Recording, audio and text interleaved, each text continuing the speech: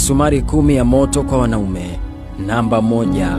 Watu wengi ikiwemo familia yako watakuheshimu pale utakapoweza kuwanufaisha. Hakuna heshima ya bure, lazima upambane kuipata hata kwa watoto wako. Namba 2. Upendo una masharti, uaminifu na mipaka, na thamani yako kwa wengine hubadilika kulingana na hali yako ya maisha. Haijalishi unampenda mtu kiasi gani, ikiwa atakuvunjia heshima, ondoka bila kuangalia nyuma.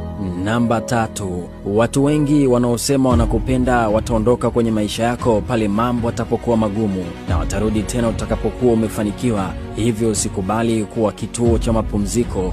Wakiondoka na wakirudi, usikubali wakukute walipokuacha. Namba 4.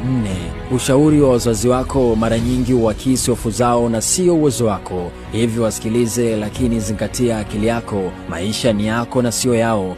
Hata wao hawakushauriwa na mtu kukuzaa wewe. Hivyo ushauri wao ni muhimu, lakini sio lazima ufuate. Maisha yao na yako ni tofauti kabisa.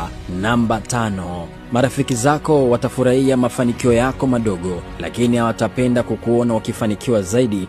Hivyo jifunze kuweka mafanikio ya siri, kwani kisichojulikana ni ngumu mno kuharibika. Namba 6. Katika haya maisha uko peke yako.